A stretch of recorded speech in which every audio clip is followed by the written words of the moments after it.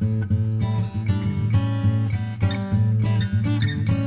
are here with Adrienne Lyle, Grand Prix dressage rider, Olympian, and horse trainer extraordinaire. Thank you so much for joining us on our Premier Minute. Thank you for having me here. Great. So, we are in the beautiful Wellington, Florida. I know you just won both classes of the Grand Prix and the Grand Prix Special at the CDI 5-Star at the Global Dressage Festival. Tell us how that went. That, for me, I think is one of my highlights so far. It was a wonderful competition. The 5 stars are always, very prestigious, but the toughest competitors we have. And it was a great way to wrap up our Florida season. We've been down here since November. Wow. And I just think Wizard's been getting stronger, and we've been getting better and better as we've been going. And we finished by posting our 2 personal best scores so far, a 74 in the Grand Prix and a 74.5 in the Grand Prix Special. So I was thrilled. Great. Besides Global, how else has your Florida dressage season been going? It's been great. We came down in November with 8 horses, Wizard being one of them, and then we've got a series of younger horses ranging from 4 to 6 years old. And so even though they haven't been competing, they've been really enjoying the work down here, and it's been a wonderful season so far. Great. Well, let's talk about the Olympics. In 2012, you competed at the London Olympic Games as one of the youngest dressage riders present. What was your takeaway from that?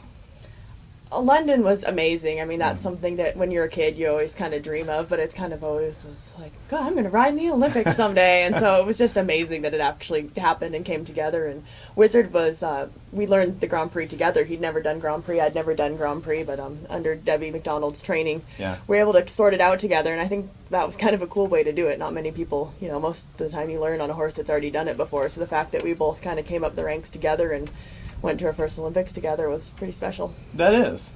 Well, tell us, what has your life been since the Olympics? What have you been doing since 2012? Since the Olympics, it's been, that whole experience just made me want it more. I think when you're exposed to that level of competition and to those incredible horses and riders, you're like more driven than if it was even possible than you were before. So it's addicting, in other words. You're looking forward to the next thing. Since the Olympics, we already had our sights set on the World Equestrian Games, and that's coming up this year.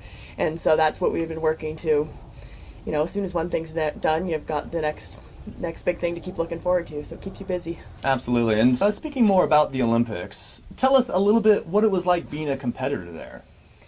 We stayed in the Olympic Village for just one night after the opening ceremonies, and that whole thing was an amazing experience, getting to walk in and just see thousands and thousands of faces and the fireworks and the singing, and that was really cool. And it was like just buzzing with excitement after that. I mean, I think we were up till probably 3, 4 in the morning just because everyone was running around the dining halls. They have gaming rooms, they have live music going, and was like, it was kind of like being back your first day of college when everyone's so excited to get to meet everyone, and everyone's so looking forward to this big competition they had ahead. It was really fun. So what about the 2016 Olympics in Brazil? Do you have your eyes set on that? Yes, we do. If Wizard is still staying, mentally and physically strong and still enjoying the game, that's a goal for us. Right now we're focusing on the World Equestrian Games this year. And then the Olympics, kind of like the World Equestrian Games, the selection trials happen the year of the competition. So first you qualify to get to the selection trials, and then at the selection trials it becomes a clean slate and you compete head-to-head for a spot on the team. Oh. Besides the Olympic Games in London, is there a competition that really sticks out to you, and why? Just recently, actually, this season in Florida, I competed in my first CDIO, which is a Nations Cup competition, and that was at the Adequan Global Dressage Festival.